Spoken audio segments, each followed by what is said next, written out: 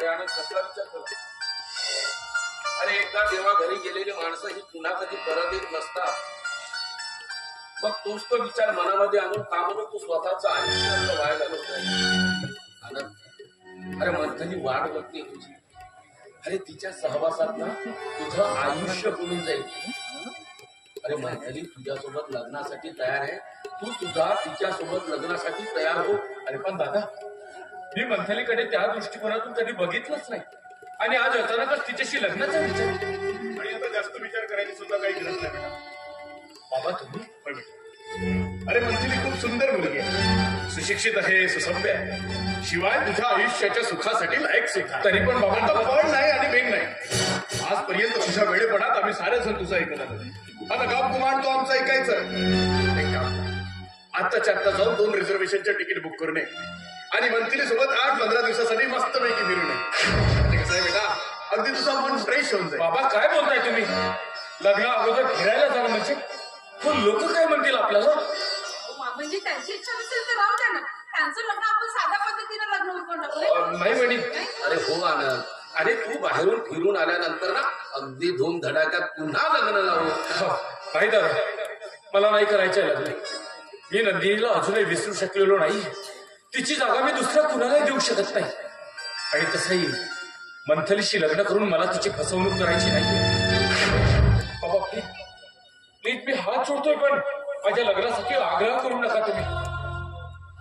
ज्यापुढे आम्हाला एकट्याला कदाचित असं एकाकी जीवन जगणंच माझ्या नशिबी लिहिलेलं असेल. अरे काय बोलतोयस तू? अरे आजपर्यंत तुझ्या वेळेपणात आम्ही सारे जण तुझं दुःखच बघत आलोय रे. आता कुठे 2 दिवस आम्हाला सुखाचे बघायचं संधी मिळते, तेही आमच्यापासून अशी हिरावून घेऊ नकोस बाळा. अरे हा बाप तुझ्या समोर हात जोडतोय, पण तो वागू नको. नाही बाबा, माझ्या पुढे हात जोडायची काही गरज नाहीये तुम्हाला. ठीक आहे, तुम्हाला सगळ्यांची इच्छाच आहे ना, तर करेन मी लग्न मंथलीशी.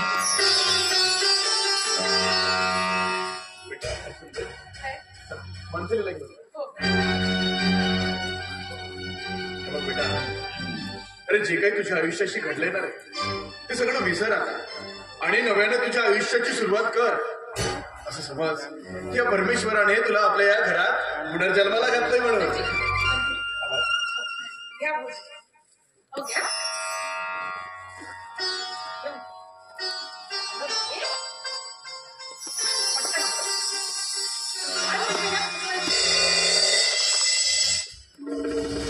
अरे आनंद कसला विचार करतोय? हार घाल. अरे घाल घाल.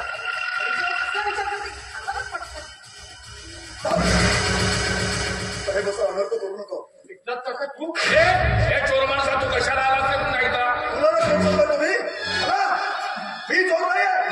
अरे चोर तुम्ही आहे. तुम्ही ही तुमची निर्लज्ज बायको स्त्री जातीला कला काय? अरे माझ्या खरं देऊन माझ्या घरच्यांना वाटेल ते बोलण्याचा अधिकार दिलाय मी तुला. हा जर असं ऐकत नसेल तर याला धक्के मारून घराबाहेर काढ. हे भरली बोलू दे त्याला जे काही बोलायचं आहे ते. एकनाथ काका कुठल्या अनर्थाबद्दल बोलत होता? अरे आनंद दादा, माझ्या आयुष्याचा प्रश्न आहे. हा आपल्या घरून चोरी करून गेलेला खरा महाचोर आहे.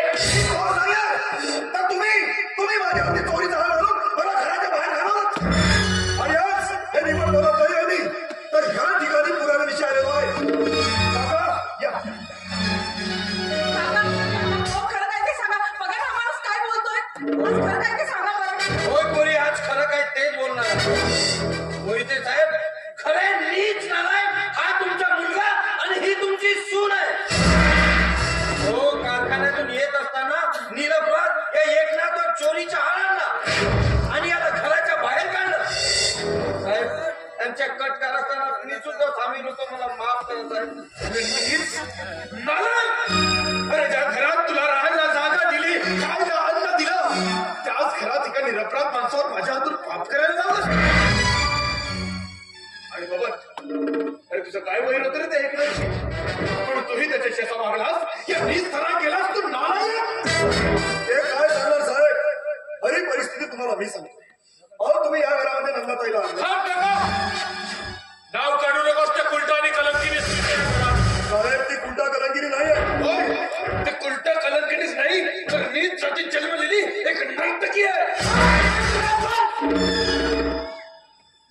बाळासाहेब मी तुमच्याशी उंच स्वरात बोललो पण ती खुलटा कलंकिनी नाही साहेब तर माझी मुलगी आहे साहेब ती माझी मुलीला माफ करा तिला पदरात घ्या साहेब तिला पदरात घ्या तिला पदरात घेतलंही असतं कारण तिला एक सुशील आणि चारित्र्यवान समजूनच या घरात आणलं होतं पण तिने या प्रतापराव मोहितेच्या खानदानाची जराही पर्वा न करता एका अविनाश नावाच्या भावट्याशी अनैतिक संबंध ठेवून शेण खाल्लाय तिनं हे खोटं आहे सगळं या घरामध्ये अविनाश नंदनबाईला भेटायला येत नव्हता तर तो दुसऱ्याच कोणाला तरी भेटायला येत सांग ना खरं खरं सांग तो अविनाश या घरामध्ये कोणाला भेटायला येत होता आज माझ्या बहिणीच्या चारित्र्याला तिच्या बाजूला बसताय खोटं बोलायचं नाही खरं खरं सांग तो ह्या घरामध्ये कोणाला भेटायला येत होता अविनाश नंदताईला नाही तर मलाच भेटायला येत होता कारण मी त्याच्यावर प्रेम करून खूप मोठी चूक केली होती आणि तो माझ्याकडून सर्वस्व मिळवण्यासाठी मला ब्लॅकमेल करत होता ज्यावेळेस तुम्ही तिथे गेलात त्यावेळेस ती स्वतः त्याच्या भावपाशात गेलेली नव्हती तर त्यांनी जबरीने त्याने स्वतःच्या भावपाशात घेतलं होतं त्याने कसलाही प्रतिकार न करता मन गप्प होती ते केवळ फक्त माझ्यासाठी माझ्या दोषाचं खापड स्वतःच्या डोक्यावर घेतलं ते केवळ फक्त माझ्यासाठी तिचा यामध्ये काही एक दोष नाहीये दोष माझा आहे किती दोष आहे हॅलो साहेब तिला पापाची शिकार म्हणून या घराच्या बाहेर घालवत ना तिच्या पोटामध्ये वाढणारं बाळ हे अविनाशचं नाहीये साहेब ते बाळ आहे आपल्या आनंद साहेबांचं माझ्यावर आरोप करण्यापूर्वी तुला एक नाही तर 100दा विचार करायला हवा तिच्या पोटात माझं बाळ वाढणं शक्यच नाहीये कारण मी माझ्या उभ्या आयुष्यात स्पर्श तिला कधी स्पर्शही केलेला नाहीये तसंही ती जेव्हा माझ्या जीवनात आली तेव्हा तर मी वेडा होतो ना वेळेच होतात साहेब तुम्ही वेळेच होतात साहेब ह्या जगामध्ये पैशानं सगळे काही विकत घेतलं जातं पण निस्वार्थी प्रेम हे कधीच विकत घेतलं जात नाही हेच निस्वार्थी प्रेम त्या नंदाबाईने तुमच्यावरती केलं पण त्या बदल्यात तिला काय दिलं तुम्ही तर नीच कुलटा कलंकिनी असली संबोधना ही तुमची रक्ताची माणसं आहेत ना या लोकांनी काही कमी केलं नाही साहेब नाही तसा अत्याचार केला त्या माऊलीवरती ह्यांनी तिला मारलं झोडलं तरी त्या बिचारीला सगळं सहन केलं कशासाठी तर ह्या घराची बदनामी होऊ नये मला आणि आज त्या सहनशीलतेच्या देवतेला तुम्ही नीच कुलटा आणि कलंकिनी म्हणता एवढंच कशाला साहेब एक दिवस तर तुम्ही वेळाच्या भरामध्ये तिला स्वतःची पत्नी समजून तिच्या मर्जीच्या विरोधात तुम्ही तिच्यावरती बळजबरी केली ही तुम्ही तिच्यावर केलेली बळजबरी नव्हती साहेब तर तुम्ही तिच्यावर केलेला बलात्कार होता त्या बिचारीने तोही आघात सहन केला का तर ह्या घराची मर्यादा कायम राहावी मला आणि आज तुम्ही तिला नीच कुलटा आणि कलंकिनी म्हणता ज्या वेळेस तुम्हाला तुमच्या केलेल्या कृत्याचा पश्चाताप झाला त्यावेळेस तुम्ही स्वतःच्या हाताला स्वतःचे डोळे फोडायला निघाला होता तेव्हा त्या माझ्या बहिणीने तुम्हाला आधार दिला होता साहेब तुम्हाला समजून घेतलं होतं पण नाही शेवटी तिला तुम्ही नीच कुलटा आणि कलंकिनीच म्हणाला साहेब ती नीच कुलटा कलंकिनी नाही आहे तर ती पवित्र आहे साहेब पवित्र आहे होय आनंद ती निष्कलंक आहे पवित्र आहे आणि जो काही तिच्यावर वाचण्याचा आरोप झालाय ना त्यात सगळा दोष माझा आहे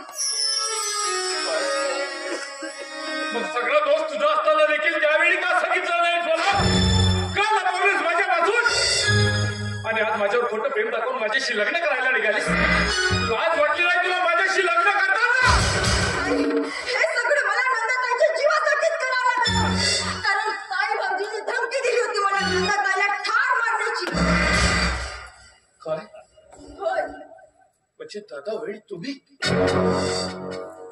केलं ते सगळं का केलं तुम्ही असं का असं वागला तुम्ही माझ्याशी कशासाठी संपत्तीसाठी साहेब फक्त तुमच्या संपत्तीसाठी कारण ह्या लोकांना तुमची संपूर्ण संपत्ती गिळंकृत करायची म्हणून यांनी असं केलं म्हणजे दादा तुला माझ्या जीवापेक्षाही या संपत्तीचं मोल अधिक वाटलं? अरे दादा तू जर मला फक्त एकदा म्हटलं असतंस ना तर त्याच वेळी बाबांनी सगळी संपत्ती तुझ्या नावे करायला लावली असती मी. पण नाही, तू तर संपत्तीसाठी स्वतःच्या सख्ख्या भावाच्या जीवावर. दादा अरे तुला या संपत्तीचं मोल अधिक वाटलं असेल पण त्या बिचाऱ्या नंदानं आपल्यावर केलेल्या उपकारांसमोर कवडीची किंमत नाहीये. या घे सगळी संपत्ती घेतो, मला काही नको या संपत्तीतला. पण ज्या बिचारीमुळे माझं आयुष्य घडलं तिला मी अशी वाऱ्यावर सोडून देणार नाहीये. मी केलेल्या पापाची शिक्षा तिला एकटीला भोगायला मी या समाजात तिला वाऱ्यावर सोडून देणार नाहीये. मी तिला माझ्या पत्नीचा दर्जा देऊन समाजात मान सन्मानानं जगण्याचा अधिकार मिळवली. एकदा कथा तुला माहिती असेल नंदा कुठे आहे? मला घेऊन चल तिकडे.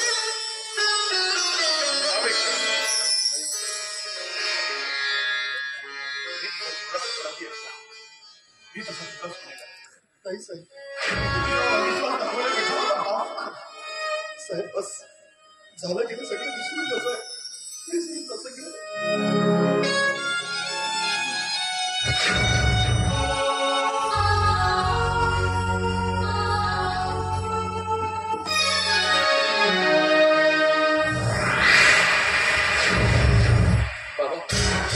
बाबा खरंच माझ्या हातून खूप मोठी चूक.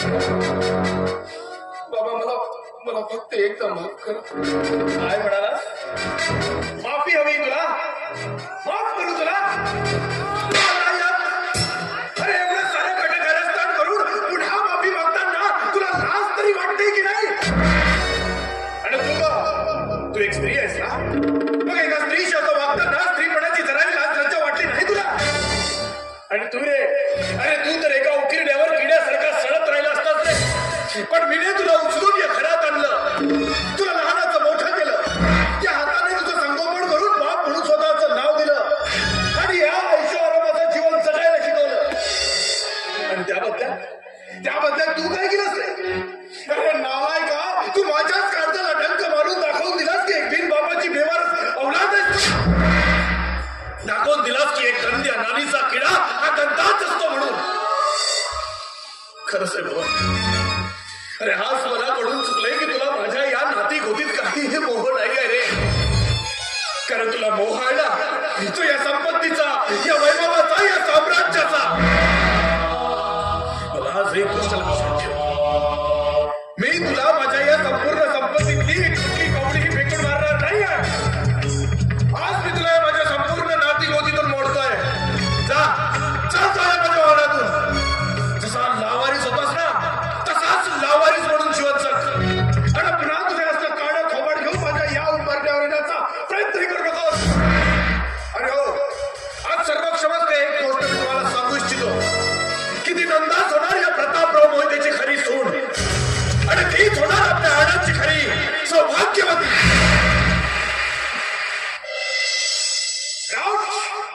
Hopeless.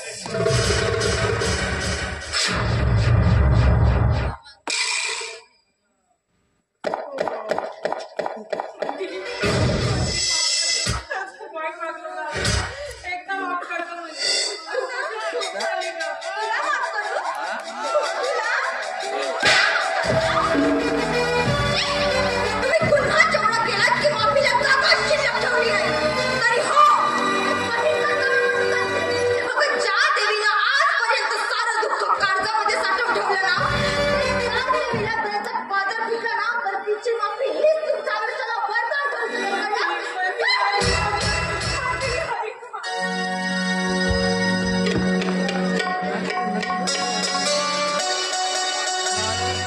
मित्रांनो, तुम्हाला व्हिडिओ आवडला असेल तर व्हिडिओला लाईक करायला विसरू नका व झाडीपट्टीमधील नाटक व इतर कार्यक्रमाचे व्हिडिओ बघण्यासाठी झाडीपट्टी मिनगिरे या चॅनलला सबस्क्राईब करा व बेल आयकॉन दाबायला विसरू नका, जेणेकरून नाटकाचे संपूर्ण व्हिडिओ तुमच्यापर्यंत लवकरात लवकर पोहोचतील. धन्यवाद.